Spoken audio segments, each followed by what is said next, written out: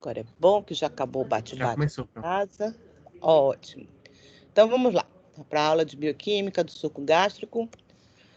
Vocês já estudaram o caso, esse caso já passou. Vocês viram muito bem visto. Eu não vi todas as tutorias, mas eu vi do meu. Duvido que os outros tenham sido diferentes. Todas a parte anatômica, toda a divisão. Vocês fizeram antes um estudo. Aqui vocês fizeram um estudo de esôfago e de estômago. E hoje a gente vai falar, como a gente falou na aula passada, sobre secreção salivar, basicamente. Hoje a gente vai falar sobre essa secreção gástrica, como é que é essa composição, falar um pouco sobre o muco, pepsinogênio, esse ácido clorídrico, que é um componente fundamental aqui do suco gástrico. Vou comentar um pouquinho sobre gastrina e vou falar sobre outras questões muito importantes, dentre elas, falar sobre vitamina B12, que hoje, mais do que nunca, com essa ascensão do movimento vegetariano e pior ainda, melhor, né? Vegano, se tornou uma coisa muito importante de ser estudada e compreendida.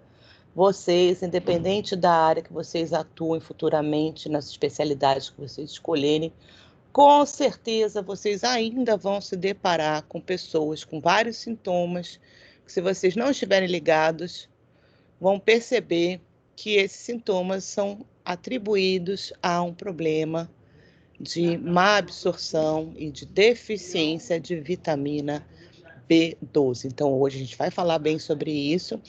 Na próxima aula é fígado, na outra é pâncreas e tem ainda o caso de intestino. Eu vou voltar a falar de B12.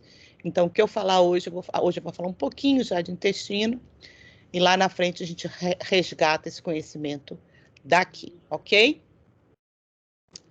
Então, tá lá. Vimos essas questões associadas à saliva, né? A presença dos sais, principalmente aqueles envolvidos no pH da saliva. A gente viu e vai continuar vendo que essas secreções todas associadas ao sistema digestório, cada uma tem a sua particularidade, todas elas contribuem para 2 pontos muito específicos, um associado à digestão dos alimentos e o outro que está associado à proteção microbiana, ou seja, da microbiota residente, e a proteção antimicrobiana, que é aquela contra micro-organismos indesejáveis, micro-organismos nocivos para a gente, tá? Muito bem. Falamos também sobre, então, com foco na questão da digestão, falamos sobre a amilase, que é a principal enzima digestiva da saliva, que está implicada na digestão de polissacarídeos com ligação entre as moléculas de glicose do tipo alfa-1,4. Então, a amilase é uma enzima hidrolítica que tem como alvo esse tipo de ligação, ou seja, ligação entre 2 moléculas de glicose numa cadeia longa, do tipo alfa-1,4, certo? Então, a gente viu que isso vai ser encontrado nos polissacarídeos que vêm dos alimentos, nos alimentos amiláceos, ou seja, as raízes, os tubérculos, né? As batatas, de modo geral, e nos cereais, no arroz, no trigo, na cevada, na aveia, etc, etc. Além disso, a gente viu que também tem um polissacarídeo com a mesma característica, ligação alfa-1,4 entre moléculas de glicose, uma cadeia longa, que é o glicogênio. Então, o glicogênio, que é esse polissacarídeo de origem animal, que tem características muito semelhantes do amido, também será digerido parcialmente por essa amilase. Então, a amilase salivar vai transformar os polissacarídeos, que são moléculas muito enormes, podendo variar de 10.000 unidades a 1 milhão de unidades, se for 10.000, assim, em torno do glicogênio, 1 milhão em diferentes moléculas de amido, né? E vai gerar destrinas, que que seriam o equivalente aos peptídeos, estão para proteínas, assim como as destrinas estão para os polissacarídeos de amido. Então, são fragmentos, são oligosacarídeos derivados da amilose, né, que é a parte linear do amido. E essas destrinas, elas vão seguir... Vocês estão vendo o mouse? Então, né? Sim, Pro. Pronto. Então, essas destrinas, elas vão seguir, elas vão começar essa digestão na boca e elas vão seguir até o estômago. Quando essa amilase cair no estômago, ela irá cada vez mais perdendo a sua atividade. Por quê? Por que, me respondam? Por que a amilase... favorável. Sim, não é favorável a quê? A alteração do pH. Sim, mas o que a alteração do pH faz com a amilase? Vai desnaturá-la. Isso, ela vai perder sua estrutura, né? E a gente aprendeu lá em bioquímica que estrutura está diretamente relacionada à função da proteína. A amilase é produzida pelas glândulas que estão aqui na boca, pelas glândulas salivares, e é produzida para atuar na faixa de pH em que a saliva está e pode variar. Então, a gente já viu que a gente pode ter até pH 5, assim, estourando, ainda aguenta, até 8. Então, entre pH 5 e 8, essa amilase ela consegue manter sua estrutura e, consequentemente, a sua atividade hidrolítica. No momento que ela vem misturada ao alimento, pensa que você mastigou um pedaço de pão com queijo e manteiga, tá? Vai tudo vir aqui para o estômago. Chegando aqui no estômago, esse pão que já vai estar mastigado, então você já diminuiu o tamanho das partículas, está embebido em saliva e essa saliva está misturada lá nas moléculas de amido e está digerindo parcialmente, até que o suco gástrico umedeça totalmente essa partícula que chegou aqui. Nesse momento, o que vai acontecer? Você vai desnaturar totalmente essa amilase. Então, na hora que desnaturou, ela perdeu a sua atividade, acabou, parou aqui onde estava a digestão desse amido. Então, que se eu pegar aqui, coletar, der um pão para você mastigar, der um tempo lá, que a gente sabe que você vai levar para deglutir. Na hora que e der um tempo para umedecer, coletar esse conteúdo gástrico, que vai ter o suco gástrico e esse alimento parcialmente digerido, eu vou encontrar o que aqui? Oligosacarídeos, que são essas destrinas, que a gente chama de destrinas inferiores e superiores. É só por uma questão de tamanho, mas basicamente são oligosacarídeos.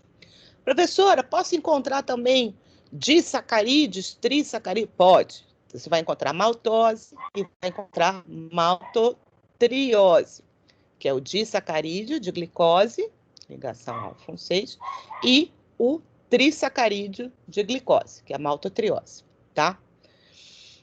Tanto a maltose quanto a maltotriose, depois, ao seguirem e chegarem até o intestino, né? Vão chegar aqui na primeira porção, vai ter a secreção pancreática, que vem aqui do pâncreas, que é a nossa, não sei se é a próxima outra aula, não, sem ser a próxima aula.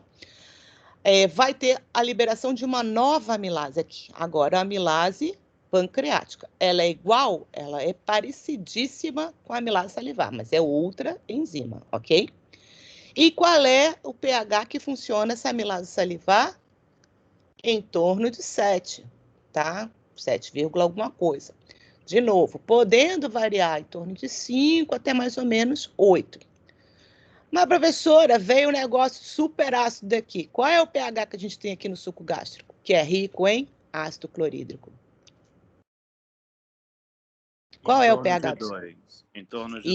Isso, exatamente. Em torno de 2, podendo chegar até próximo de 0. Isso vai depender muito de indivíduo para indivíduo. Mas, na fisiologia média do ser humano, em torno de 2. Quando chegar aqui, essa secreção pancreática, vamos já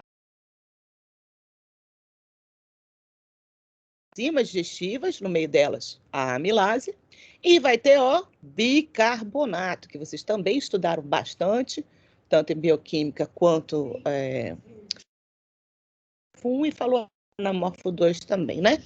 E esse bicarbonato, ele vai fazer o quê? Vai neutralizar esta acidez do ácido clorídrico que está presente no suco gástrico e dessa forma vai permitir que continue a digestão desse amido, tá?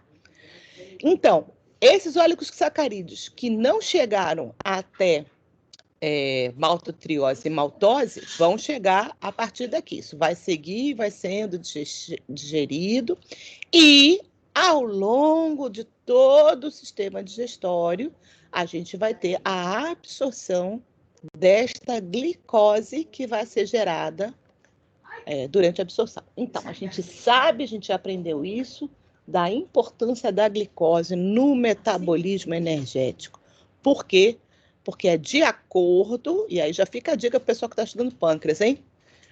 De acordo com a absorção, ou seja, a passagem da luz intestinal para a veia porta, que é onde vai distribuir os nutrientes para o fígado e depois para o resto do organismo, de acordo com as quantidades de glicose que chegam aqui, você vai ter a resposta pancreática endócrina, tá? Por quê? O pâncreas, além de ter essa secreção exócrina, que é essa que ele jogou aqui no intestino, ele vai jogar, ai meu Deus, um monte de mosquito. Ele vai jogar na corrente sanguínea, principalmente o quê? Insulina e como é o nome do outro hormônio principal do pâncreas? Glucagon. Não, estava perguntando para ver se alguém falava glucagon, que alguém infeliz inventou falar esse nome. É glucagon. A insulina e a glucagon são produzidas pela porção, olha a dica aí para o próximo caso, hein? São produzidas pela porção endócrina do pâncreas, que hoje é chamada, ela é chamada, né? São chamadas, agora como é que chama? De ilhotas pancreáticas. Antigamente chamava como? Vocês sabem? Como é que chamava as ilhotas pancreáticas? De Langerhans. Isso, as ilhotas de Langerhans. Então, dependendo do livro, você ainda vai encontrar esse nome. Essas ilhotas de Langerhans, que hoje são as ilhotas pancreáticas, é um tecido glandular que está localizado no pâncreas, e ele é dividido em pelo menos 4 tipos celulares denominados por letras: alfa, beta, gama e delta. Vocês devem falar aí no fechamento de casos de vocês, pelo menos, sobre a célula alfa e a célula beta. Quem é que produz o quê? Célula alfa produz? Glucagon. Muito bem. E a célula beta? Insulina. Isso. E como é que é a regulação desta secreção aqui? Ela vai se dar da seguinte forma.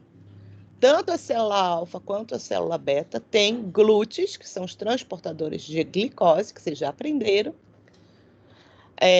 independentes de insulina, ou seja, são transportadores que estão presentes nas membranas das células das ilhotas de Langerhans.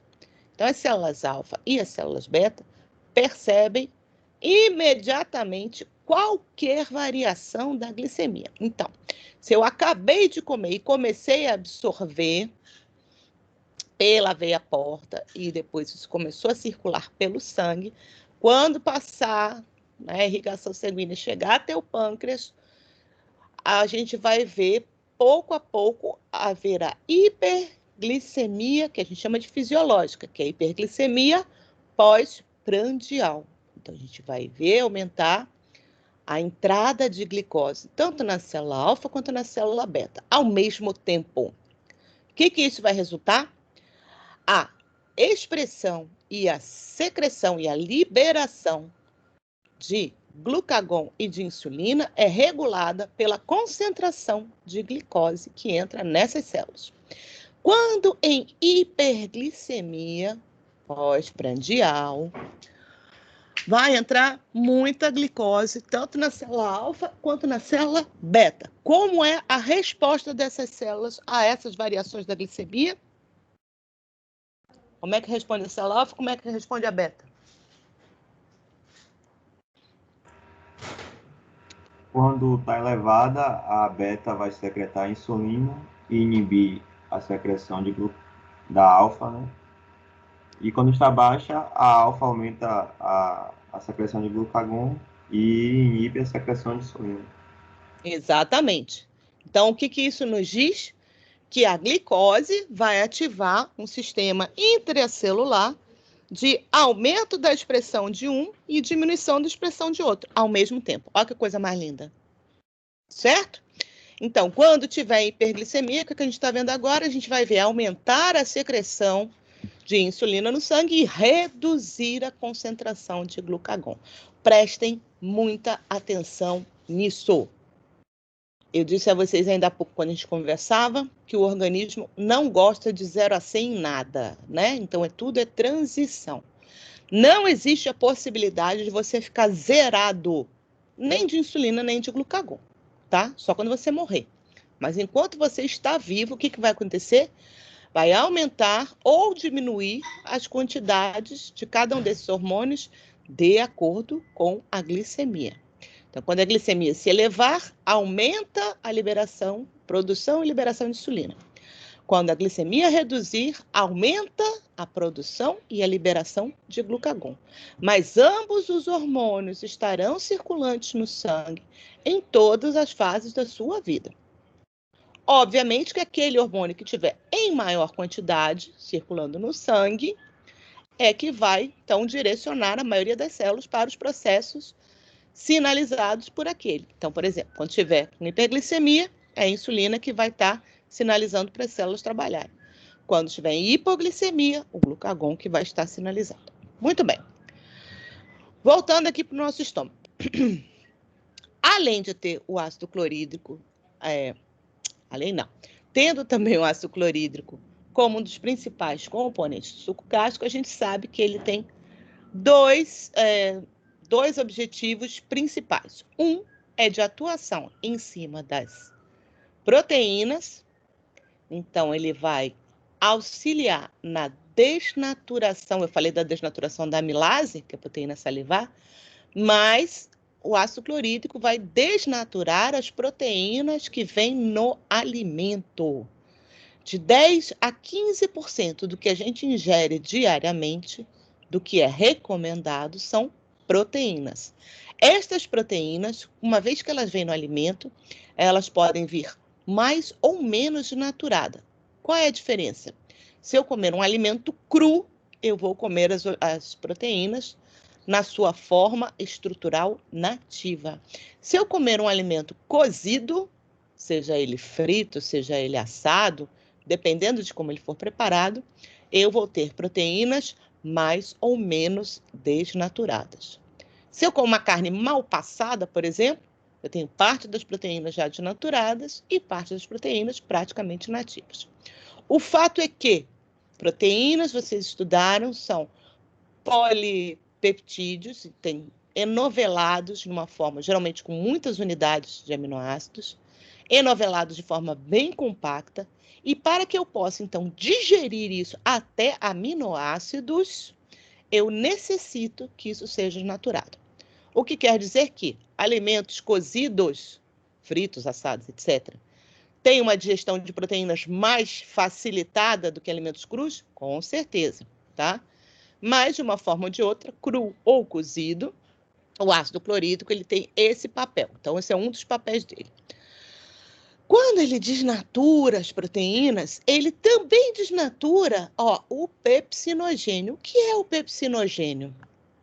Vocês que já estudaram, me respondam. Um precursor da pepsina que vai atuar para a digestão proteica. Sim, mas esse precursor, qual é a classe de biomoléculas dele? É uma proteína também, não é? Sim, enzimática. Isso. Por que é que essa proteína tem o nome de Enio? Porque essa proteína... Isso, perfeito, é um zimogênio. Então, o que é um zimogênio? É uma proteína que, quando ela é expressa dentro da célula, ela é sintetizada com uma cadeia polipeptídica além da sua forma ativa, tá? Então, você vai, vamos supor, que a proteína que você quer, ela vai do aminoácido 1 a 120. Eu vou sintetizar ela do 1 ao 200. O que é isso que é do aminoácido 121 até o aminoácido 200? É essa fração a mais que inicialmente se imaginava que seria somente, isso é muito comum em proteases, que é o caso da pepsina. Antigamente achava que era só uma questão de proteção dessa protease para evitar o quê? Uma autodigestão dentro da própria célula produzida. Hoje em dia já se sabe que todos esses peptídeos que são gerados, por exemplo, a partir de simogênio, também atuam como sinalizadores celulares, ok? Muito bem.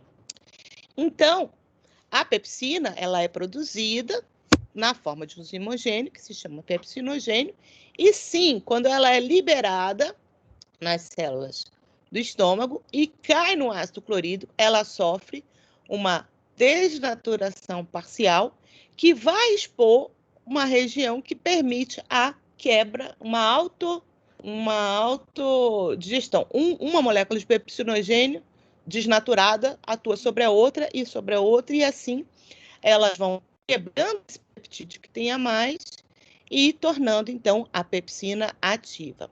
A pepsina, como eu já adiantei, é uma protease, ou seja, é uma enzima do tipo hidrolase que promove a hidrólise de proteínas. Quais? Todas. Só que como é que ela faz? Assim como a amilase quebra em fragmentos nos oligosacarídeos, que a gente chama de destrina, a pepsina quebra as proteínas todas em peptídeos. Quais? Os mais diferentes possíveis, tá? A gente vai falar sobre isso. Muito bem. Bom, tendo essa característica extremamente ácida do estômago, a gente tem que ter uma proteção muito absurda, porque ácido clorídrico, como a gente viu, desnatura proteínas. A gente é feito de proteínas, logicamente, se esse ácido clorídrico ficasse em contato direto com nossas células, elas iam sofrer com isso e sofrem, né? Eu falei sobre isso também na nossa conversa. O que é que ocorre quando o ácido clorídrico que está no suco gástrico entra em contato direto com a parede gástrica? Estou perguntando. Acho que é um autocatabolismo, né? Se não tiver a proteção. Mas como é que isso se reflete? Qual é a doença que a gente chama? Um sintoma? Úlcera péptica. Antes. A úlcera já é o agravamento. Gastrite.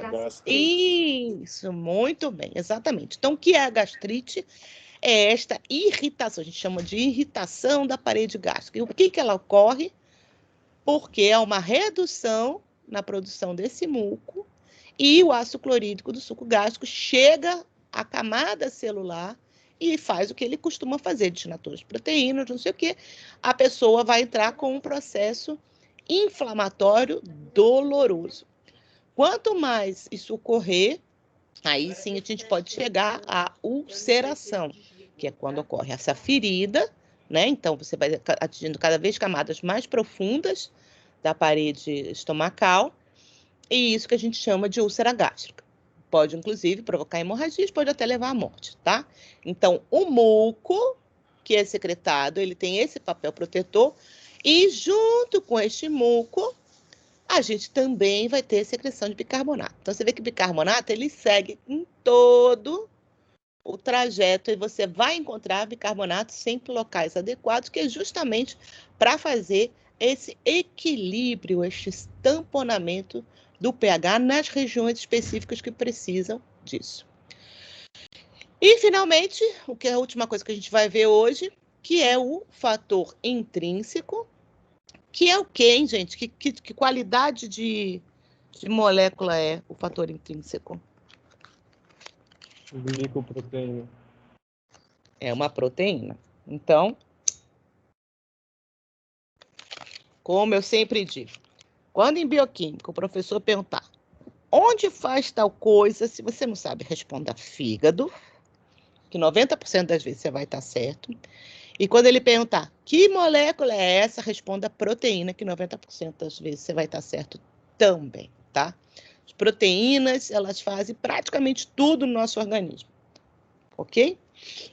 Então, o fator intrínseco é uma proteína que, sem ela, você não consegue fazer a absorção da vitamina B12, mas não é só isso. Uma proteína que a gente não falou aqui na saliva, na aula passada, propositadamente, a gente vai falar hoje, que vai começar esse processo complexo, muito seguro, mas cheio de etapas, para transporte da vitamina B12 do alimento até a sua corrente sanguínea, ok?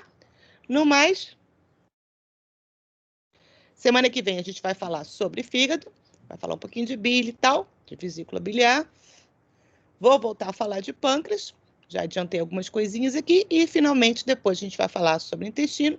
Aí eu vou contar para vocês, e já adianto também quando vocês forem estudar para o caso, para falar sobre os processos de absorção de quê? Da glicose, eu já falei, mas também tem dos disacarídeos e a sua digestão na borda em escova, e dos di e tripeptídeos, também pelas enzimas de tripeptidases da borda em escova. Então, vocês veem, a digestão ela começa na boca e ela segue até o intestino, tá? Cada um tem o seu momento e a sua especificidade. Muito bem. E isso aqui é muito bacana, porque a gente vê que para ter toda essa qualidade, essa segurança, a gente tem diferentes tipos celulares e cada uma vai estar especializada na produção e secreção de determinadas substâncias. Então, as células da mucosa já produzem muco, as principais vão estar associadas ao pepsinogênio e, olha aqui, a lipase gástrica. Por que ela não estava naquela tabelinha anterior? Porque a participação da lipase gástrica é menor em relação à pancreática, mas a gente vai falar sobre isso também, isso já foi alvo de muita discussão, inclusive minha, na Morfo 2.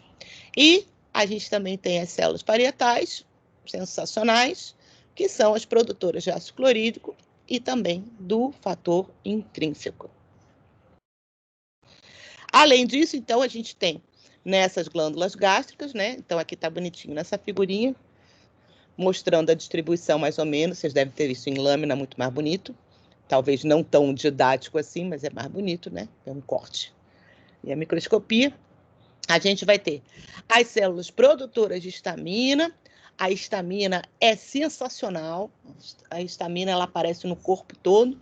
É a alegria e é a desgraça dos alérgicos, né? Ela é um grande sinalizador celular e ela está envolvida não somente nesses processos de controle da digestão, como também vai estar no controle de várias funções celulares que ocorrem no organismo, dentre elas, como eu já acabei de dizer, no controle do sistema imunológico, na produção de processos alérgicos, tá?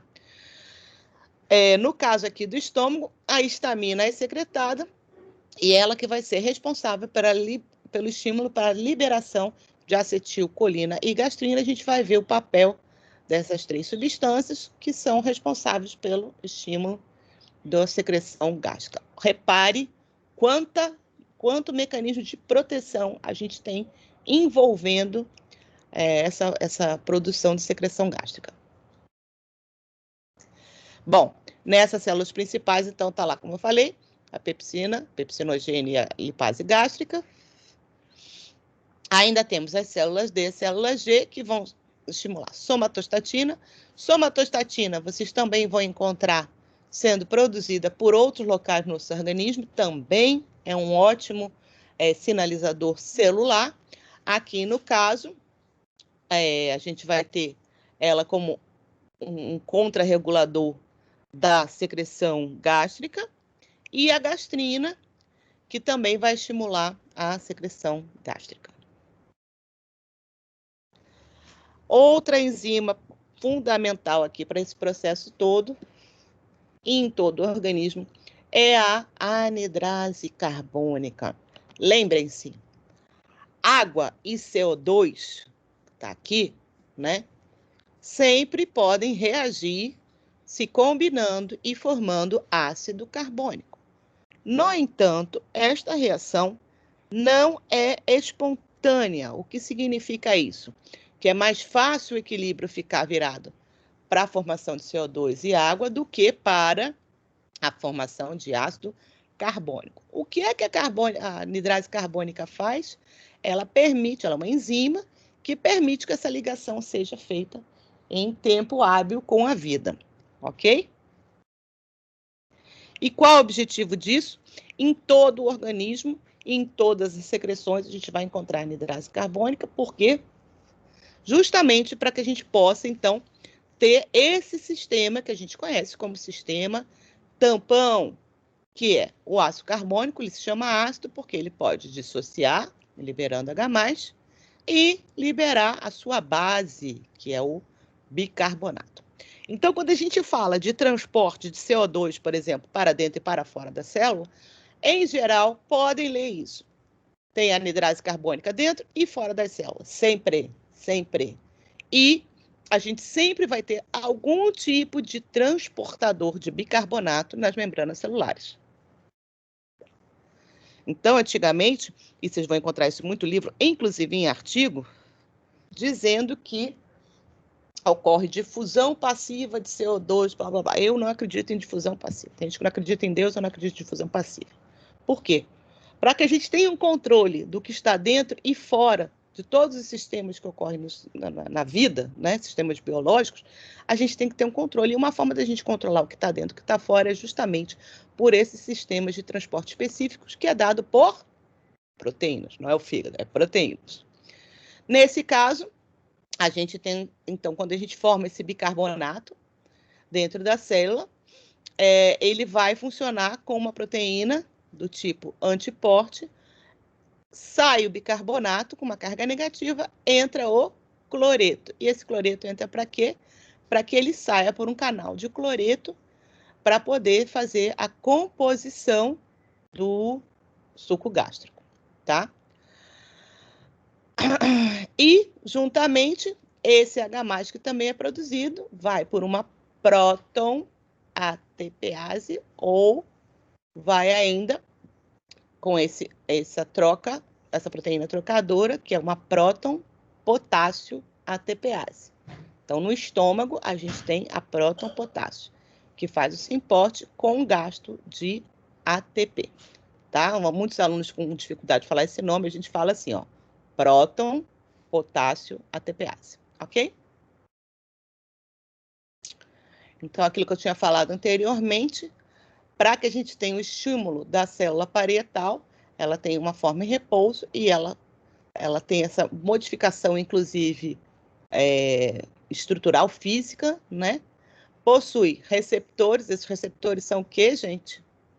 Qual é a classe de biomoléculas aqui? Fígado, não. Qual é a classe de biomoléculas aqui? Não vou dizer. A senhora é uma figura, viu? Proteína.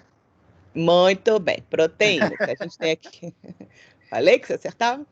Temos 3 proteínas de membrana aqui que atuam como receptores altamente específicos. Um liga histamina, o outro acetilcolina e o outro liga gastrina. Tem que ligar o quê? Os 3 de uma vez. Olha só que isso aqui é igual uma chave. São 3 chaves para abrir uma porta. Veja a segurança que tem em cima disso daqui. Muito bem. Uma vez que você tenha a sinalização pela ligação dessas substâncias, a gente tem uma sinalização. Lembre-se que quando fala assim, sinal, isso aqui significa ter umas 300 reações acontecendo aqui dentro, e isso vai fazer com que essas bombas de próton, que não ficam sempre na superfície, elas sejam transportadas, elas ficam associadas a vesículas, isso rola pelo citoesqueleto até a membrana externa da célula parietal, para quê? Para justamente permitir a saída do H+. Vamos lembrar disso? O que dá acidez ao suco gástrico é H+. O cloreto está ali como contraíon. Mas a gente nunca vai ter ácido clorídrico no estômago. A gente tem H+ e cloreto. Por quê? porque a gente só tem ácido clorídrico quando a gente tem a molécula HCl. Se o HCl está em solução aquosa, como é o caso da secreção gástrica, sempre vai estar na forma dissociada. Por quê? Porque a constante de dissociação do ácido HCl é de desuso 1000%, ou seja, 99,5% do ácido clorídrico está sempre na sua forma dissociada. Então, no suco gástrico, a gente tem, na verdade, H+ e cloreto, que é a forma iônica do cloro quando ele dissocia, ok? Aqui, o que ele está mostrando são os mecanismos de controle da liberação de secreção gástrica por fármacos, tá? Infelizmente, boa parte de vocês devem conhecer isso. Então, a gente tem alguns fármacos que são inibidores da bomba, justamente fazendo o quê? Eles são bloqueadores do tipo H2, porque eles se ligam ao receptor de histamina. Eles têm uma estrutura semelhante à histamina, por isso eles podem se ligar nessa proteína, porque eles partilham de uma homologia estrutural. E aí, uma vez que ele se ligue, você não vai conseguir ter as 3 chaves ao mesmo tempo, e você não vai conseguir ter a migração da proto-TPase e, portanto, não vai ter a liberação de H+. Um outro mecanismo é dado pelo omeprazol. O omeprazol também é uma droga que se liga, mas ele se liga diretamente à bomba de prótons, nesta região aqui da subunidade alfa. E qual é o papel dele? Justamente impedir, de novo, a saída de H+. De uma forma ou de outra, esses 2 fármacos eles se propõem a fazer a mesma coisa, diminuir a quantidade de H+ presente na secreção gástrica. Isso melhora, isso alivia, né? Porque se você reduz o pH do estômago, você minimiza os efeitos da acidez excessiva sobre a mucosa exposta e, com isso, você reduz os efeitos da gastrite. Qual é a intenção de se fazer isso?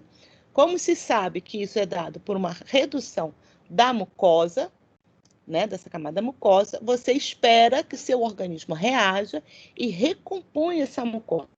E enquanto ele está recompondo, você reduz a acidez desse suco gástrico. Vocês conseguiram entender isso?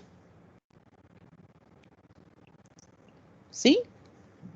Sim, Pro. Olha lá, pronto. Então, aqui está mostrando, ó. Dentro da célula, pH 7. Fora da célula, o suco gástrico aqui está mostrando, ó, pH 1. Como eu disse a vocês, essa variação vai de próximo de 0 até 2, tá? Quando eu uso esses inibidores da liberação de próton, o que eu vou fazer? Eu vou aumentar esse pH. Para quanto? 4, 5, que é um efeito semelhante também daquele outro tratamento que é mais comum, que é com antiácidos mastigáveis, tipo magnésia visurada, Pepsamar, coisas do gênero. São pastilhas que têm hidroximagnésio. Qual é a ideia? Você mastiga aquilo cai no suco gástrico, então já é uma ação química direta. O H+ se combina com o H-, o H+ se combina com o H-, forma água, e da mesma forma você diminui o pH. Diminui não, você aumenta o pH estomacal, reduzindo essa ação agressiva sobre a parede gástrica, tá? Outra vez, o efeito ele é rápido, você vai conseguir essa neutralização, não é uma neutralização, né? Mas você vai conseguir uma alcalinização do suco gástrico imediata, mas é só para aquela quantidade. Daqui a pouco, se você continua produzindo a mesma quantidade, isso vai aumentar. Por isso que drogas como esses bloqueadores H2, omeprazol, etc., eles têm um efeito mais longo. Aí você poderia me perguntar, mas professora, isso aí não vai atrapalhar a sua digestão? Vai. Vai, né, gente? Mas vai atrapalhar mais a digestão de que componente da dieta? Proteína. Viu? Fala proteína, sempre dá certo. Das proteínas, especificamente, vai atrapalhar mais a digestão das proteínas, mas é uma coisa temporária. Então, casos, como a gente fala assim, de gastrite crônica, geralmente você não consegue tratar dessa forma. Você vai ter que partir para outros caminhos que incluem o uso do antibiótico, e a gente vai falar sobre isso agora entrando na questão antimicrobiana. Muito bem. Então tá Professora, lá essa... Oi, meu bem. Matheus estava com a mão levantada, deixa ele fazer, depois eu faço a minha pergunta. É porque eu não vejo aqui os... Eu ia queria... perguntar um negócio que você respondeu, professora, mas outra coisa também, aquela questão, eu lembro que você falou na tutoria, mas eu só queria relembrar se aquela questão de lipase gástrica, lipase salivar, pode Vou esquecer falar. essas coisas. Não vai esquecer, não. Vou falar um pouco mais sobre ela. Deixa eu Agora, abrir aqui para... Pro, Deixa eu em deixar... relação Oi? à Espera aí que eu enzima, tô vendo se eu dei um jeito de eu deixar o slide... Ai, pronto, assim eu consigo ver. Mas aí se levantar a mão também não vou saber. Escreve aqui no chat assim, tá? Eu não estou conseguindo ver as mãos. Agora eu vou conseguir ver. Pergunte. no caso, a senhora falou do pepsinogênio, que ela Sim. vai, por ação gástrica, do pH ácido gástrico, vai se tornar pepsina, vai se tornar funcional. Qual Isso. característica bioquímica, já que ela é uma molécula proteica, ela vai ter essa capacidade de realizar a digestão enzimática das proteínas e ela não sofre acidez estomacal, porque é tão ácido. Não, mas veja bem, isso a gente aprende lá em bioquímica. Você já fez bioquímica já, né? Ou está fazendo ainda? Já. Não é à toa que eu dou umas 3 ou 4 aulas de proteína só, porque a gente tem que entender muito perfeitamente isso. Quando eu sintetizo uma proteína, esta proteína ela já é pensada para funcionar de acordo com as condições do meio onde ela se encontra, tá? Então, deixa eu mostrar aqui essa figurinha. Então, se eu produzo uma enzima que é para ser jogada na saliva, e esta saliva contém, vamos supor, X milimolar de sódio, X milimolar de potássio, e vocês viram lá aquela quantidade toda de íons. Ela possui um pH que varia entre 5 a 8, uma condição de temperatura, que aí no nosso caso é um organismo homotérmico, né? Em torno de 36 graus, esta proteína, na hora que ela é liberada, ela está na sua condição ideal. Quando eu tiro ela desse ambiente, foi como eu acabei de falar, eu pego a amilase salivar e jogo ela aqui. O que muda daqui para cá? Bom, a temperatura fica a mesma, mas o pH muda absurdamente. A quantidade de sais também vai trocar, porque aqui vai ter uma quantidade de cloreto, por exemplo, que não tem aqui. E isso tudo vai afetar a estrutura da proteína, e por isso a amilase vai perder a sua estrutura. No entanto, o pepsinogênio, ele é produzido para funcionar em que condição? Um local cheio de cloreto, cheio de H+, e com 37 graus, e outros poucos sais, tá? Então, ela já é produzida para justamente ser liberada aqui, desnaturar aquele pedaço que está a mais para expor o sítio ativo, ser hidrolisado, e a partir do momento que eu fico com aquela estrutura bonitinha aqui, ela vai ser capaz de hidrolisar, porque ela foi estruturada para funcionar dessa forma. Assim como aconteceu com a amilase, que caiu aqui no suco gástrico e saiu de um pH, vamos dizer, 7 para um pH 1, quando ela sair daqui de pH 1 e chegar aqui e jogar em cima bicarbonato e for para pH 7, o que é que vai acontecer com essa pepsina? Ela vai ser desnaturada. Exatamente. É isso, Porque o pH é 7, mas aqui, ela não foi usada, ela não foi pensada para atuar em pH 7, ela foi pensada para usar pH de 0 a 2, de 0 a 4. Se eu for para pH 5, tá? Olha aí, mais um motivo para atrapalhar a sua digestão. Se eu alcalinizar demais o meu suco gástrico, seja por uso daquelas drogas que eu falei, ou seja pelo uso de antiácido, o que vai acontecer?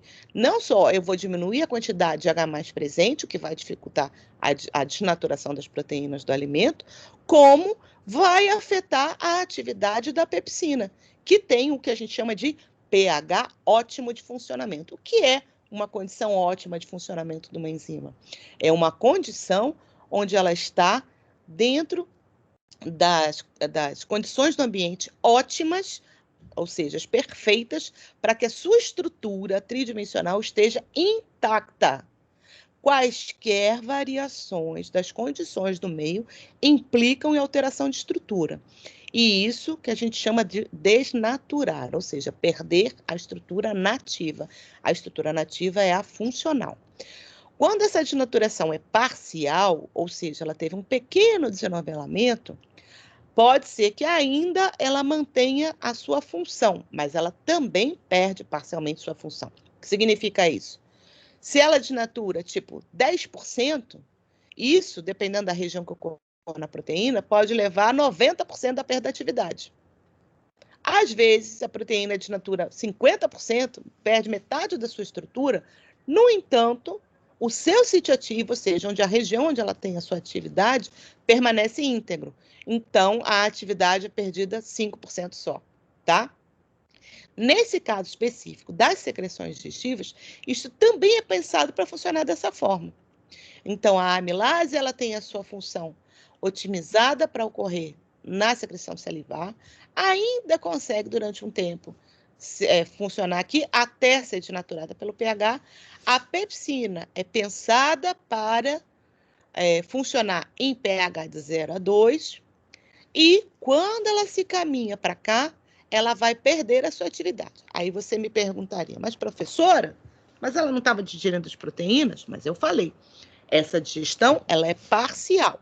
É como se eu pegasse um novelo de linha. Cadê vocês? Deixa eu achar aqui. Eu não sei explicar sem mostrar as mãos. Espera aí. Não tenho aqui. Tenho sim, espera aí.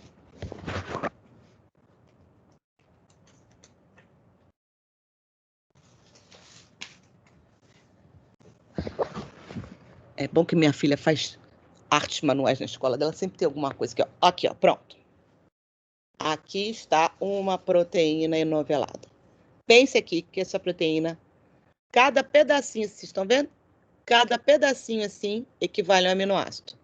Quando a gente sintetiza a proteína, a gente vai fazendo ligação peptídica. Aí eu ligo 1, 2, 3, 4, 5, 6, 7, 8, 9, 10, e conforme isso vai sendo sintetizado, a sequência primária, essa proteína ela vai enovelando. Por que a gente chama de enovelar?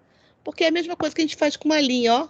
A gente transforma isso num novelo. Então, minha filha fez uma estruturação para essa cadeia polipeptídica que deu isso aqui, ó. Podia ser uma proteína com 2 domínios, com grupo de alfa-S aqui, e o sítio ativo está onde? Está aqui, ó. Aqui é o sítio ativo disso aqui. Não tem mais nada para botar aí.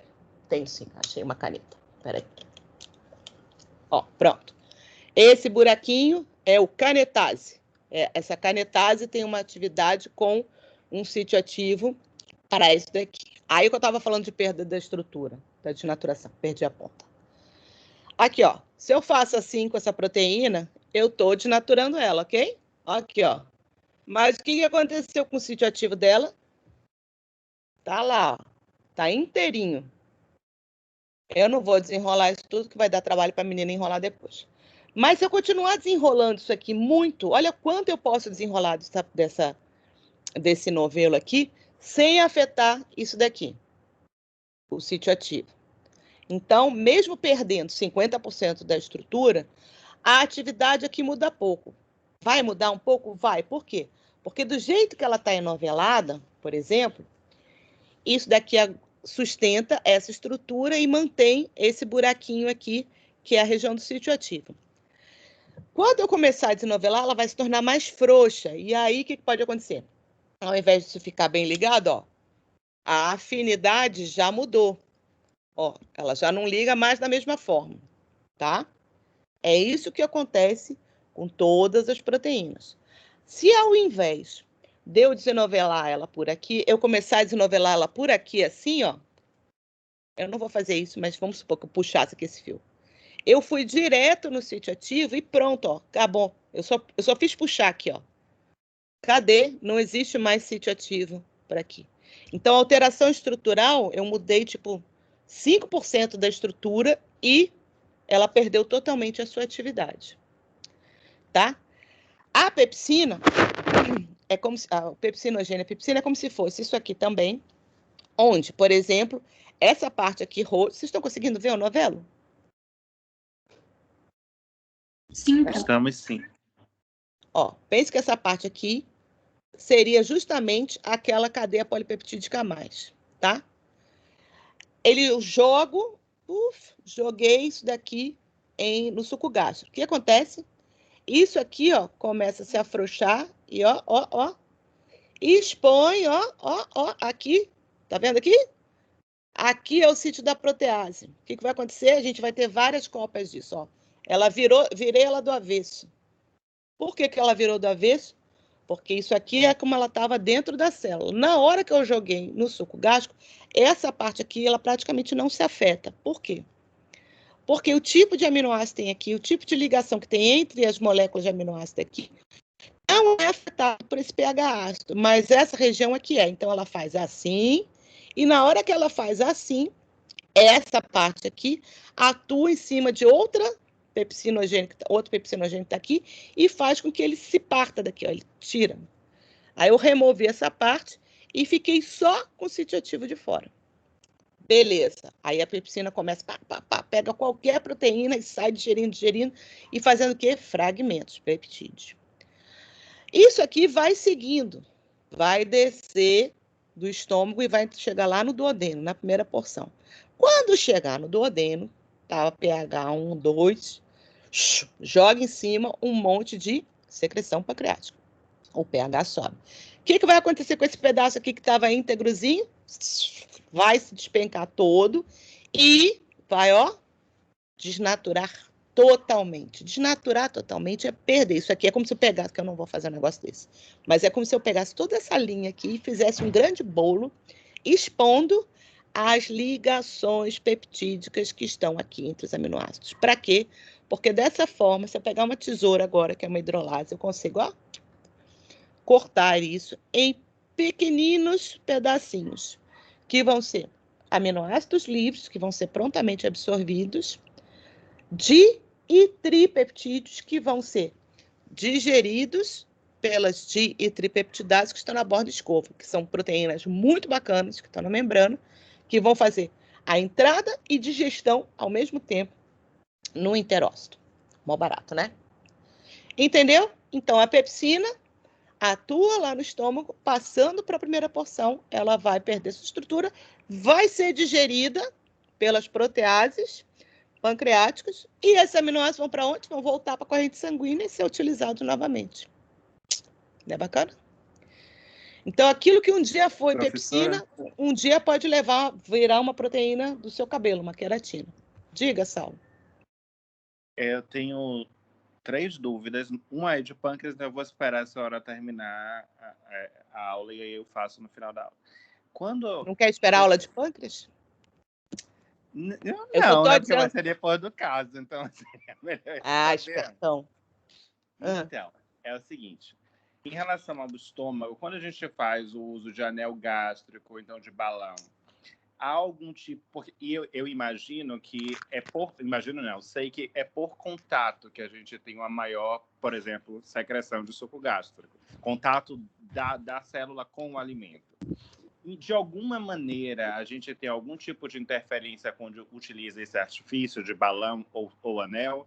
Além disso, os movimentos, né, de propulsão retrógrada, digamos assim, né, de retropropulsão que vai acontecer ali no piloro, não vai ser agredido por esses mecanismos que a pessoa está, de repente, utilizando? Como é que o processo fisiológico acontece com esse elemento a mais ali? Veja bem, você está me ouvindo? Bem longe. A senhora ficou bem longe agora. Então, peraí que... Eu fui pegar aqui um negócio. Um minutinho. Veja bem. As secreções, de um modo geral, todas as secreções que a gente está falando, elas sofrem estímulo para serem liberadas a partir do momento que você pensa em comida. A partir do momento que você sente cheiro de comida. A partir do momento que você olha uma foto e vê um frango assado, se é que você gosta de frango assado. E nesse momento, a gente começa já a ter um estímulo central para a liberação de várias moléculas sinalizadoras para a liberação. Agora você está me ouvindo? Esqueci de perguntar. Estamos. Pronto. Para a liberação todas essas secreções. Obviamente que no momento em que você coloca um alimento na boca, isso vai ser aumentado. Mas essas secreções, elas não ficam esperando o alimento chegar para começar a ser produzido. Isso não faz parte da natureza. Nada em biologia é assim. Ai, tipo, agora o cara começou a comer, vamos fazer. Não, não existe isso. O cara antes, ele começou a sentir fome, ele já vai. Nem que ele sente fome, ele já pensa em comida. Nem que ele pensa em comida, tudo vai ser produzido, todo o seu organismo vai se preparar já para receber alimento, coma você ou não. Por isso que às vezes é tão ruim você ficar muito tempo sem se alimentar. Principalmente para quem tem gastrite. Não sei se vocês têm gastrite, mas vocês já devem ter ouvido isso. Não passe mais do que X horas sem se alimentar. Por quê? Porque você está sempre produzindo esta secreção gástrica. Então, se você tem a secreção gástrica e um alimento caiu aqui, então parte daquele H+ está lá no alimento. Beleza, enquanto ele está no alimento, ele não está no seu estômago. Se você tem suco gástrico aqui e nenhum alimento, onde é que ele vai atuar? Em cima de você mesmo. Quando você está com a mucosa perfeitinha, problema nenhum. Beleza, fica lá esperando até que você coma qualquer coisa. Mas quando essa proteção mucosa já foi degradada, ela está em menor quantidade, você vai ficar sofrendo a agressão daquela acidez ali. Se você bota um anel ou um balão gástrico, qual é a intenção disso? Para que você faz esse procedimento? Hein, Sal? Acho que para fazer com que a pessoa sinta-se mais saciada rapidamente. Exato. Não vai caber, literalmente. O anel e o balão, eles são para assim, o balão é para ocupar uma boa área do estômago e o anel é para diminuir a entrada de alimento, dificultar essa entrada. Então, o que acontece? Você vai ter a expansão do estômago, que é um dos mecanismos de dizer que você está saciado. Limite esse que ocorre, como em toda a produção de secreções e em tamanho, a gente poderia dizer que toda essa parte de tubo digestório, ela é maleável, ela é plástica. O que significa isso? Se você faz muito tempo jejum, tipo um faquir, que são pessoas que fazem, um monge que faz muito jejum, etc., ele começa a ter diminuição da produção de secreções, é um mecanismo também da natureza, para você produzir menos coisas que você não vai usar, e também é uma diminuição do tamanho de tudo, diminui o esôfago, diminui o tamanho do estômago, o intestino ele não se desenvolve plenamente, significa que qualquer porçãozinha de comida que essa pessoa que passa muito tempo sem comer coma, como acontece, por exemplo, em caso de anorexia nervosa, a pessoa vai fazer, vou dar um prato de feijão para aquela menina que está com anorexia. Não vai, cara. Ela vai comer 2 colheres. E se você der uma 3ª colher, ela vai vomitar, porque você já vai ter atingido o máximo da expansão. A ideia de usar esse balão é justamente a mesma. É fazer artificialmente, como se você fizesse uma redução de estômago, que é o mesmo princípio da cirurgia bariátrica com corte. Eles podem cortar em diferentes partes, tem vários tipos de operações diferentes. E não só eles cortam, como eles fazem um bypass, que é o quê? Pega aqui, fecha aqui, ao invés de fazer todo esse caminho, conecta daqui aqui embaixo já. E qual é o objetivo disso? Diminui a quantidade de alimento que você consegue botar dentro do estômago e diminui absurdamente a absorção do alimento. Então, você come pouco e o pouco que você come absorve pouco e acaba eliminando mais. Qual a intenção disso? Auxiliar em regime de emagrecimento. Qual a implicação disso em termos de saúde? Bom, esse tipo de cirurgia ainda é uma alternativa que é muito utilizada em casos de obesidade mórbida, geralmente associados com diabetes mellitus e dislipidemias. Ora, se você reduz a ingesta de comida, se você reduz a absorção de nutrientes, obviamente isso vai acabar implicando no emagrecimento e, consequentemente, numa normalização desses índices alterados.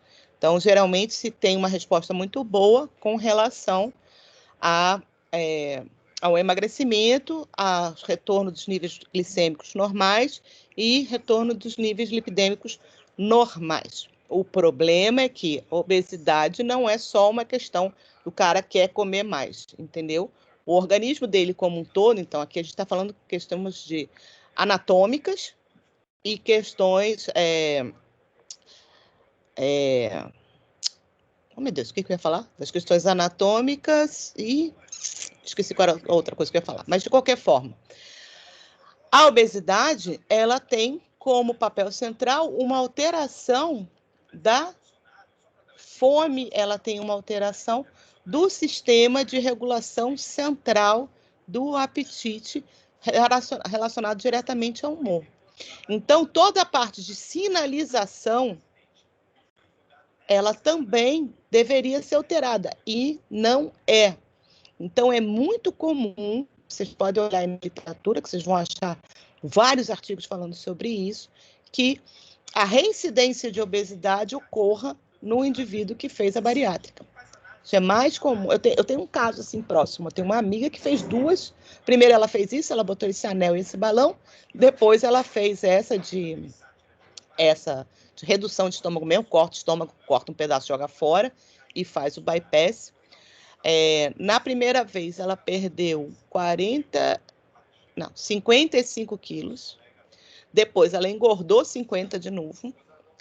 Teve um AVC. Eu acho que foi até por conta disso, mas foi bem tempo depois. E aí ela fez uma segunda operação, que foi essa já com bypass, não sei o quê. E aí perdeu mais 50 quilos. Hoje ela é assim que a gente chama de gordinha. Ela saiu de obesa para gordinha e não, graças a Deus, não engordou mais. Depois ela até engravidou e tal. Ficou preocupada, mas deu tudo certo. Não foi nada demais. Mas a dificuldade está justamente isso. Por mais que você faça essa alteração anatômica, fisiologicamente falando, toda a sua parte hormonal e toda a sua parte, a parte neuroendócrina, ela não é alterada assim de uma hora para outra. O que você vai alterar em termos de sinalização? Isso, Paula. Exatamente, mas não é só psicológico. Muitas vezes você tem que fazer uso de medicação. E, de fato, eu posso adiantar para vocês, não existe hoje um tratamento 100% eficaz, tá? O que eu quero dizer com isso? Você vai falar, não, mas o fulano era obeso mórbido, ficou magrinho e está bem. Está bem como? Né? Porque está bem é uma condição geral. Às vezes o cara está magrinho, está infeliz, está deprimido, está mal-humorado, então não está bem. Está bem de todo, né? Agora, por exemplo, é muito melhor como isso ocorre de uma outra forma. Tem um caso que é muito, muito famoso aí, um desses virais aí, desses vídeos virais.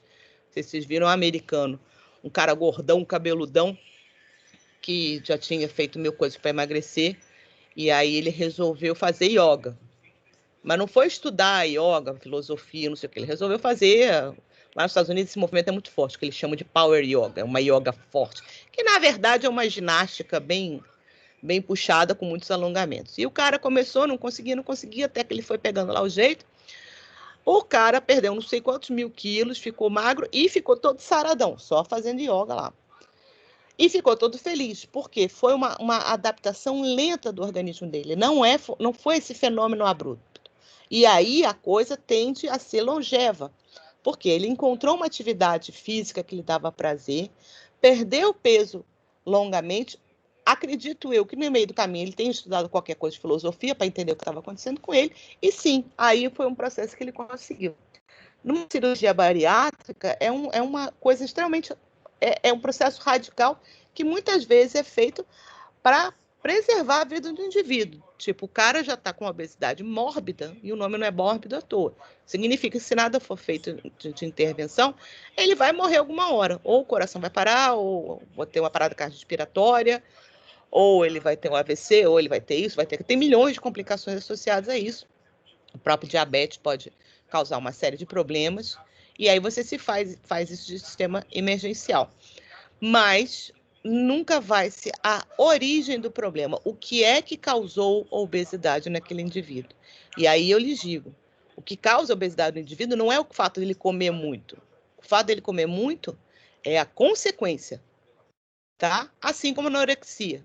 Tem gente que vai para a hiperfagia, tem gente que vai para a hipofagia. O anorético se recusa a comer. E o obeso come demais. Por quê? Porque ambos têm algum problema psicológico que, se nunca foi tratado, e que fez com que houvesse uma alteração neuroquímica, então seus neurotransmissores estão todos desequilibrados, e isso faz com que, você ative os hormônios orexígenos, que aumenta o apetite, e no outro, os hormônios anorexígenos. Então, um fica sem querer comer e o outro fica querendo comer. Ah, mas é porque fica bonito, porque não tem nada a ver com isso. O problema, às vezes, tem nada a ver com isso. Como não se cura a origem do problema, você faz essas medidas que são temporárias. Então, no caso do obeso, é a reincidência, ele volta a ficar obeso. No mínimo, ele fica num sobrepeso para sempre, porque já é uma condição mais confortável, né? E as pessoas que têm anorexia, que não morrem, anorexia nervosa, que não morrem, geralmente elas se tornam bulímicas. Você sabe o que é bulimia nervosa? Vocês sabem que é anorexia nervosa, né? Eu estou aqui falando, mas não perguntei. Vocês sabem o que são as duas coisas? Todo mundo sabe? Então, beleza. E a bulimia, ela também passa por um processo de hiperfagia, só que com purgação no final. Então, a pessoa passa a comer demais, mas sempre vai utilizar de técnicas como vômito, uso de laxante para ter diarreia, não ter absorção, etc, etc.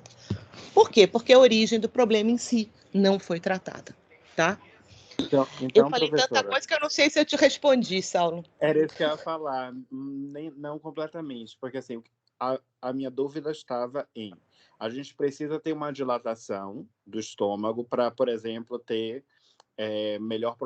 aumento da produção de gastrina, ter contato com o alimento, pelo menos assim eu aprendi, né? Contato com o alimento para ter maior produção de gastrina. Se eu reduzo a superfície de contato e se eu reduzo a minha capacidade de expansão, eu imagino que eu vou ter alguma consequência nessa questão. Além disso, quando eu estreito essa superfície estomacal, eu suponho que esse movimento retropropulsor que o piloro faz para a própria geração do quimo seja agredido, porque é como se tivesse um pedaço ali que, de repente, estaria com o alimento que chegou, um estreitamento e o alimento mais velho ali chegando, mas mesmo assim ele está o tempo inteiro sendo girado. Só que a retropropulsão da bomba pilôrica, ela não vai conseguir jogar esse alimento novamente lá para o fundo do estômago, eu imagino, não sei. Então, eu estava pensando se morfofisiologicamente esse não seria um procedimento extremamente agressivo, porque eu imagino que isso vai fazer com que o estômago funcione não dentro de sua normalidade.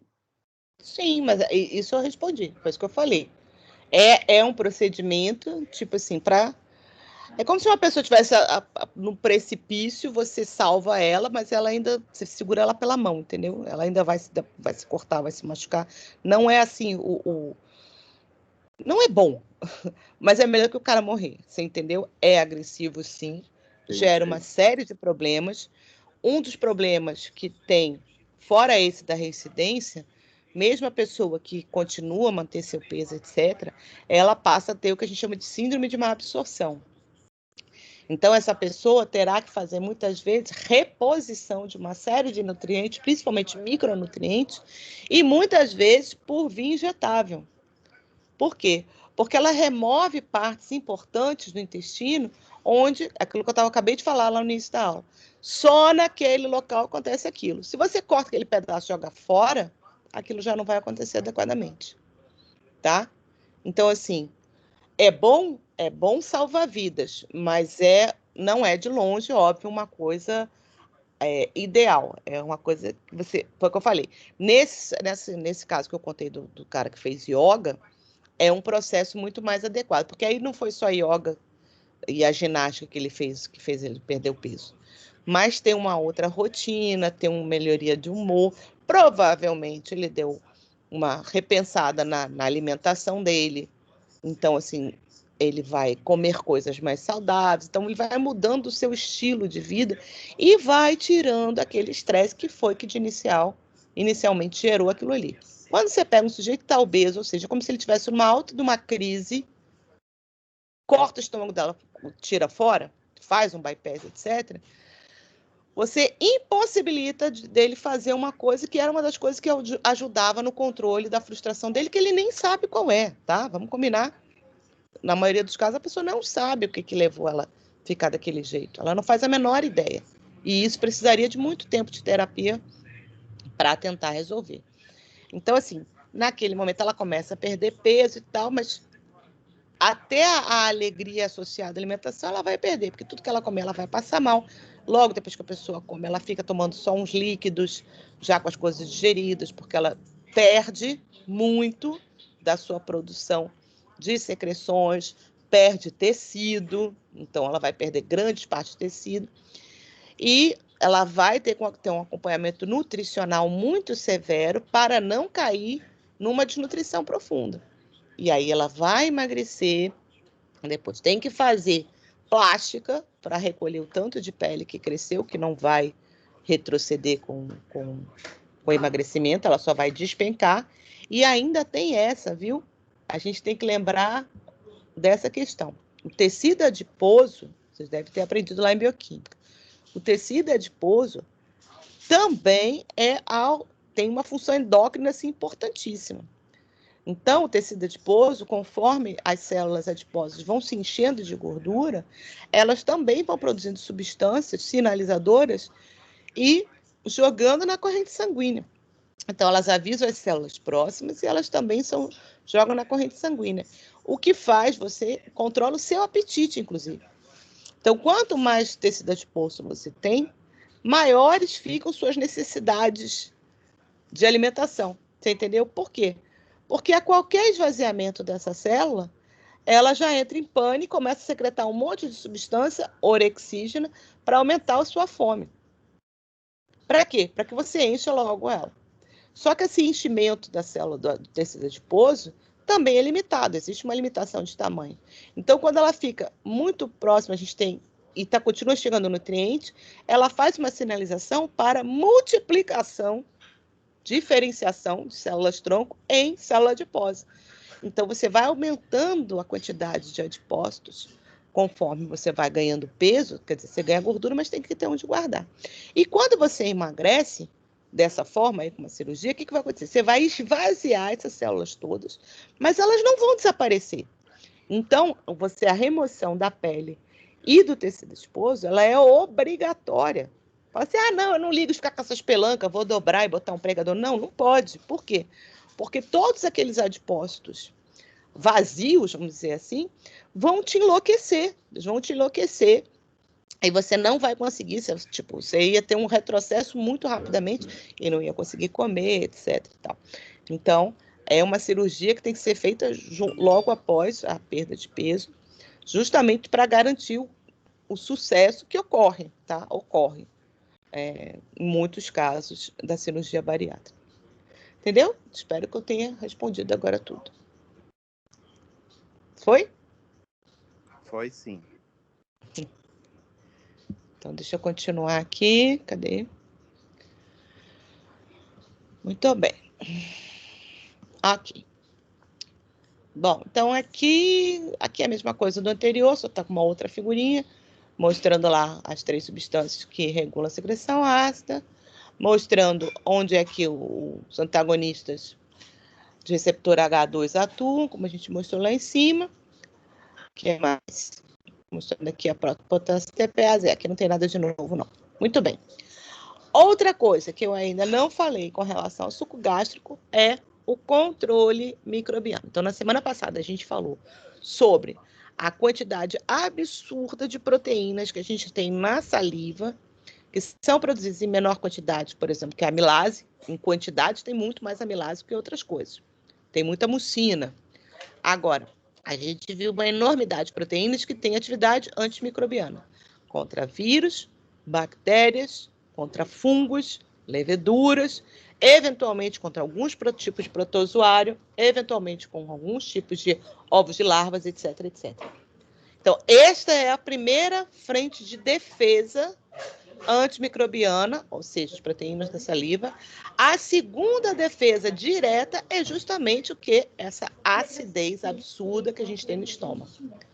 A maioria das bactérias, por exemplo, que se desenvolvem nos alimentos, estão presentes, ainda que você cozinhe, isso é mais comum ainda quando a gente come alimentos in natura, sem cozimento, ou alimentos requentados. Traz um cafezinho para a mãe, por favor. elas vão se desenvolver em pHs próximos da neutralidade, ligeiramente mais ácido para ligeiramente mais básico. Existem algumas bactérias, como os lactobacilos, que se desenvolvem melhor em pH ácido, mas lactobacilos, em geral, costumam fazer parte da nossa microbiota, então isso não é muito problema. O problema maior reside justamente nas patogênicas, que se desenvolvem em torno de pH 7. Muito obrigada, minha filha. E em pH 7, essas bactérias, algumas já são neutralizadas pelas proteínas da saliva, e aquelas que conseguem, por exemplo, aquela que está dentro de um pedaço de alimento que você não mastigou direito, então a proteína da saliva nem chegou até ela ainda está no centro do alimento, o pH ainda está 7. Quando ela cai no seu estômago e as proteínas do alimento começam a ser digeridas, essas bactérias sendo expostas, vão sofrer desnaturação das suas próprias proteínas e, consequentemente, elas vão lisar e morrer, tá? Bolores e leveduras. O que é um bolor? Bolor é esse fungo que dá no pão, né? Que dá em fruta, geralmente gêneros aspergilos, penicillium, etc. Por que a gente não costuma ter problemas contra eles? Porque eles também, apesar de tolerarem pHs mais ácidos, também, nesse pH muito ácido do estômago, geralmente eles não resistem. E mesma coisa, existem proteínas que estão na saliva, que são ativas contra fungos e leveduras, mas aquelas que conseguirem ultrapassar essa barreira da saliva, ao chegar no estômago, também deverão ser afetadas diretamente, tá? Então, essa é uma proteção química e bioquímica que a gente tem antimicrobiana. Aí, de novo, então dá pra gente no momento estragada à vontade, né? Não, à vontade não, porque aí é a questão da carga microbiana, certo? Então, se você tiver uma carga microbiana muito alta no alimento, isso altera o sabor do alimento e altera o cheiro do alimento. E nós temos uma evolução justamente para reconhecer cheiro e sabor de alimentos, para justamente detectar. Lembra que a gente estudou a questão da língua, que tem os sabores diferentes nas regiões da língua e tal, e a gente tem uma região que a gente percebe azedo e percebe acidez. Por quê? Se é um alimento que não é normalmente ácido, você bota na boca, mas você fala, tem alguma coisa errada aqui, e você nem come. O gosto daquilo ali fica diferente, você nem come. Então, quando a carga microbiana é alta o suficiente para alterar, mesmo que ela não altere a aparência, mas altere o sabor e o cheiro, a gente faz isso. Eu faço direto, a gente aqui em casa não cozinha todo dia, né? Faz comida, tem mais 2 dias na geladeira, a gente abre e cheira. Porque qualquer alteração de cheiro a gente não vai comer, porque a gente sabe que a carga microbiana... Minha filha pequenininha talvez não saiba da carga microbiana, quer dizer, minha filha sabe que eu explico. Mas não é toda filha que sabe. Vai falar, a carga microbiana está muito elevada e aquilo vai lhe fazer mal. Mas para as quantidades que naturalmente vêm nos alimentos, mesmo alimentos cozidos, eles podem vir com isso, a gente tem como se defender disso, tá? Então, por exemplo, você pegou um queijo, o queijo mofou por cima. Se você pegar aquela parte que está com o mofo em cima e comer, pode ser que aquilo lhe dê uma diarreia. Agora, se você tirar aquela parte e jogar fora, vai dizer, mas ele secretou alguma substância, ficou algum esporo. Pode ser, mas aquela quantidade, aquela carga microbiana é pequena, a não ser que você seja imunodeficiente. Se você é imunocompetente, não deve ter nenhum problema você comer aquilo, tá? Sim. Aí aqui é só uma tabelinha mostrando os valores pH, onde alguns micro-organismos se replicam, até onde eles aguentam, tá? Então, tá o mínimo e o máximo, mas você pode reparar aqui, ó. 4,5, 4, 4,2, 5, 3, 3,5. Mas você vê que o que tem mais baixo, ó, é Saccharomyces cerevisiae, que é o levedo do pão e é não patogênico para a gente. Agora, aqui, ó, Aspergillus niger. É aquele fungo preto que dá no pão. Ele chama niger por conta disso. Aspergillus oryzae. É um fungo branco amarelado. Deixa eu ver. Esse eles aguentam uma acidez. Você sabe muito isso onde? Molho de tomate na geladeira. Dá uma infecção por bactéria, uma contaminação por bactéria, ela começa a acidificar, geralmente por lactobacilos. Na hora que acidifica, você torna um ambiente propício para crescimento de fungos. Aí é a mesma coisa. Então, se crescer um fungo no molho de tomate e você tirar o fungo e tentar comer depois, aí você deve ter problemas, porque para crescer o fungo no molho de tomate, antes cresceu um monte de outras bactérias. Aí a carga microbiana está alta. Deu para entender isso? Perfeitamente. Pronto. Aqui está escrito esporularas, esporuladas, tá? Aqui é um grande problema. Esporos, principalmente de clostrídeos e espécies de bacilos cereus, Clostridium botulinum, Clostridium perfringens, são bastante tóxicos, tá? Se desenvolve entre pH 4 e 4,5. Olha aqui de novo a história do uso indiscriminado de antiácidos, inibidores, bombas de próton, etc., etc., que alterem o pH do suco gástrico. Esta proteção que você naturalmente tem com um suco gástrico abaixo de pH 2, com esse uso recorrente, você torna-se mais suscetível à contaminação por bactérias patogênicas. Clostridium é muito perigoso, bacilos também, né? E uma vez que eles passem pelo estômago, eles vão chegar ao seu intestino e vão conseguir fazer um estrago tão grande que pode, inclusive, levar a óbito, dependendo do problema que você tem. Na melhor das hipóteses, contaminações microbianas devem gerar episódios de gastroenterite, ou seja, o seu corpo deve reagir, geralmente uma situação de emergência, provocando vômito e diarreia, tá? Aí você reze para vomitar e ter diarreia. Por quê? Aquela carga microbiana que estava lá vai ser eliminada ou via vômito ou pelas fezes, e aí você deve se recuperar. Lembrando que gastroenterites alteram principalmente a mucosa intestinal, e essa mucosa pode haver perda de células, então você pode ter diarreia com sangue em casos mais graves, e você vai levar, mesmo depois que você se libere, você consiga liberar toda a carga microbiana infecciosa, você ainda pode passar um tempo para regenerar esse tecido. E aí você vai continuar precisando fazer, por exemplo, uma dieta, porque dependendo do alimento que você comer, vai ter um problema de absorção e vai continuar com diarreia, tá? E Mosaic em gastroenterite jamais, então, né, professor? Jamais, jamais, obrigada. Eu ia falar sobre isso. Jamais, em tempo algum. E Mosaic não deve ser utilizado nunca, porque a gente nunca tem como saber qual é a fonte da diarreia. Existe a diarreia associada a estresse, tá? Eu passo por isso direto. Fica muito nervosa, seja lá por qual motivo que for, rapidamente altera a motilidade intestinal e dá diarreia. Mas não é diarreia, são fezes amolecidas, não são vários episódios. Então é isso que a gente tem que ficar atento, né? Uma diarreia infecciosa, geralmente ela vai se dar, como a gente diz, vira planta, senta no vaso e não levanta mais, né? Então você vai ter vários episódios diarreicos em um pequeno intervalo de horas. Você ter um episódio de diarreia de fezes líquidas pode ser nervoso. Nessa situação, e somente nessa situação, você poderia fazer a utilização do Mosaic. Mas você não tem como saber isso direto, entendeu? Então, eu acho que isso, não sei nem se ainda existe isso. Eles estavam falando em proibir. Ainda existe essa droga, ou Saulo? Ainda vende na farmácia, sim. Parou por um tempo e depois ela voltou. Pois é, não recomendo hipótese alguma. O que se pode fazer nessa situação? Quando há casos de contaminação de gastroenterite, seja viral, seja bacteriana, que são as mais comuns, tá?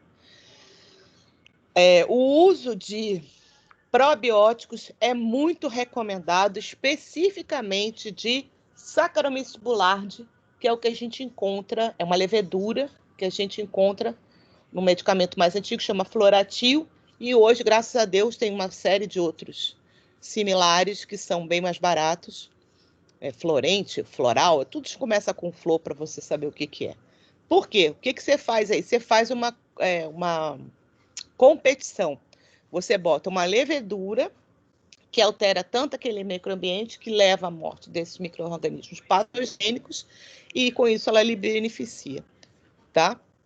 Então, isso é uma coisa que pode se usar.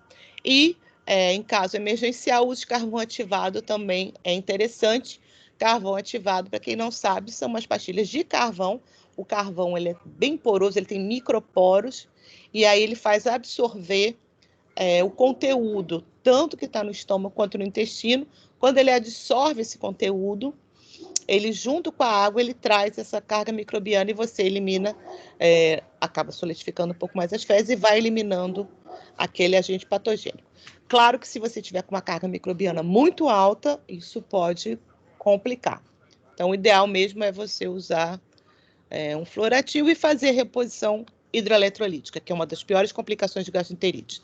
Vai levar a desidratação e perda de sais, ok? Muito bem, chegamos lá onde Matheus... foi Matheus que falou, né? Com relação à lipase. Bom, então, a enzima-chave do estômago é justamente a pepsina, a gente já falou bastante sobre ela. Substratos são proteínas, de modo geral. Ela tem especificidade por algumas regiões proteicas, mas que são presentes em todas as proteínas e geram os peptídeos que posteriormente vão ser hidrolisados pelas proteases pancreáticas, que são várias. A lipase gástrica, ela também é produzida, ela atua em triglicerídeos de cadeia curta, não somente, mas preferencialmente, tá? Esses triglicerídeos de cadeia curta também são bastante apolares. E uma das principais limitações no sistema digestório com relação à digestão de lipídios é justamente promover a solubilização das gorduras.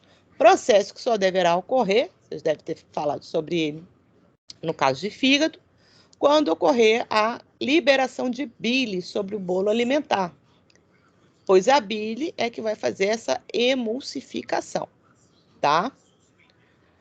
Então, a gente deveria somente ter digestão de gorduras da dieta, lembrando que 85 a 95% da gordura da dieta vem na forma de triglicerídeos, são os óleos e gorduras, ou seja, presente nos animais e nos vegetais, as gorduras animais e os óleos vegetais.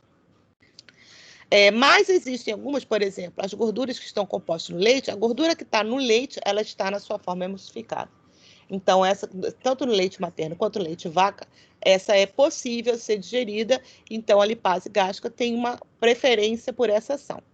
Como boa parte dos adultos modernos faz uso de leite, agora menos, porque agora tem essa mania aí de intolerância à lactose, mas enfim, ainda é um produto muito consumido, leite e produtos lácteos, né, como os iogurtes, como os queijos, requeijão, etc. Então, essa lipase gástrica, ela consegue atuar sobre lipídios pré-emulsificados, ou seja, que no alimento onde você ingeriu, ele já estava na forma emulsionada. Aquela gordura que vem externa, que vem boiando, aquela gordura que está por fora do seu bolinho frito, sabe? Aquela gordura que está ali exposta, essa deve passar incólume. Então, a lipase gástrica não terá acesso a esse triglicerídeo. E do jeito que ele entrou na sua boca, ele vai seguir até a primeira porção do duodeno. Ao chegar lá, ela será solubilizada pelos sais biliares, formará essas micelas, essa emulsão cheia de micelas, e aí sim você terá essa digestão. Vai falar isso depois. Meu Deus. Além disso, então, essa lipase gástrica ela é especialmente importante em recém-nascidos, tá? As crianças de 0 a 28 dias de vida, porque ela vai... Ah, meu Deus, acabou a bateria? Ih, tá acabando a bateria do meu fone. Vocês estão me ouvindo? Estamos, professor. Ai, acabou a bateria. Agora eu vou ter que tirar o fone. Que inferno. Tá durando nada. Muito bem. Se consegue ouvir bem, tá bom. Eu que não vou ouvir vocês direito.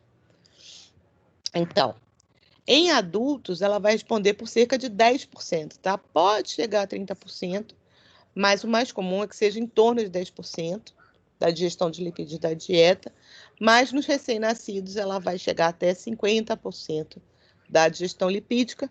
Um dos motivos é a questão da imaturidade dos órgãos do recém-nascido, que vai se desenvolvendo no primeiro ano de vida, e essa especificidade do pâncreas. O pâncreas ele vai se envolver, as enzimas vão aparecer, mas isso vai levar um tempo, e esse primeiro mês de vida é muito importante essa participação da lipase gástrica na digestão do leite materno, tá?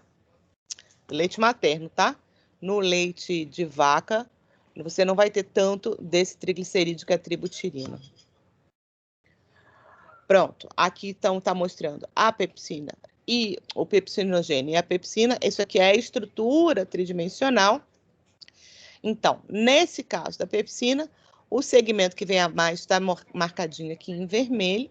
Então, é uma sequência de 44 aminoácidos que, ó, quando você remove, você vai expor a região do sítio ativo. E isso vai ocorrer em pH abaixo de 5, tá? Como o pH do estômago é bem menor que isso, ocorre de forma muito tranquila. Ela é uma endopeptidase, ou seja, ela atua no interior de proteínas, o que não é problema, já que a gente sabe que quando a proteína chegar no estômago, as proteínas elas vão ser desnaturadas. Ô, filha, bota ali para carregar de novo para a mamãe que acabou. Elas vão ser desnaturadas e vão expor as ligações peptídicas. Vê se está acendendo, porque acho que ele não carregou direito, não. É esse o preto com carregador preto. E tá lá, ela é inativada em pH maior ou igual a 7,2, que é o que vai ser atingido na primeira porção do duodeno. A ligação peptídica, que é reconhecida pela pepsina, é que está envolvendo esses aminoácidos. Aminoácidos aromáticos, tirosina, triptofano e fenilalanina, e também onde houver leucina. Todas as proteínas possuem esses aminoácidos aqui. A quantidade de repetições desses aminoácidos na proteína é que vai dizer se ela vai ficar mais ou menos fragmentada. Então, para vocês terem ideia, triptofano, mesmo é o aminoácido mais raro em proteínas. Há proteínas que têm um aminoácido só desse. Então, se ela tiver um triptofano, será 2 tirosinas, 2 fenilaninas e uma leucina, por exemplo, você vai ter uns fragmentos bem grandões. Se você tiver 100 de cada uma, você vai ter fragmentos menores, e por aí vai. Sim, estimula a secreção, a secreção de colecistocinina. Colecistocinina é um sinalizador importante para liberação da secreção biliar. E olha aqui que bacana. Aquilo que eu tinha falado para vocês. Na hora que cliva isso daqui, isso é o que a gente chama de peptídeo bioativo. Hoje em dia se sabe que todo peptídeo gerado durante processos celulares são bioativos. Então, a gente estava falando agora sobre leite materno. O leite materno, quando ele é digerido, ele gera vários peptídeos bioativos que são fundamentais para o desenvolvimento neural, cognitivo, para a maturação dos órgãos do indivíduo, para crescimento de células epiteliais, células para diferenciação celular, enfim.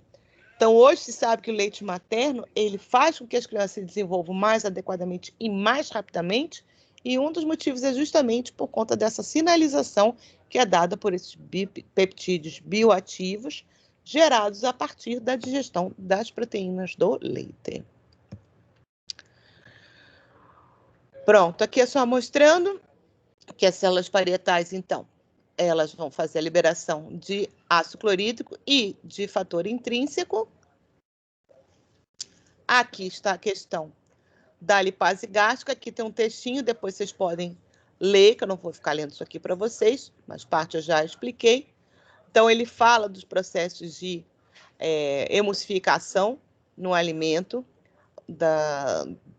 desses lipídios que podem ser hidrolisados pela lipase gástrica. E, finalmente, chegamos aqui na questão da mucosa, com quem eu ando falando, né?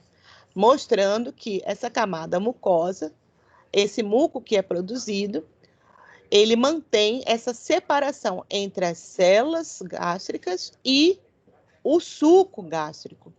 Então, veja que no suco gástrico o pH fica em torno de 2, mais próximo à superfície das células que estão liberando bicarbonato. E esse bicarbonato fica aprisionado nesta região que é rica em mucoproteínas. Essas mucoproteínas, elas têm uma capacidade geleificante, então ela forma tipo um gel aqui em cima, com bastante água, bastante bicarbonato, o que garante que o pH dessa superfície fique em torno de 7 e, por conseguinte, essas células permaneçam de forma íntegra.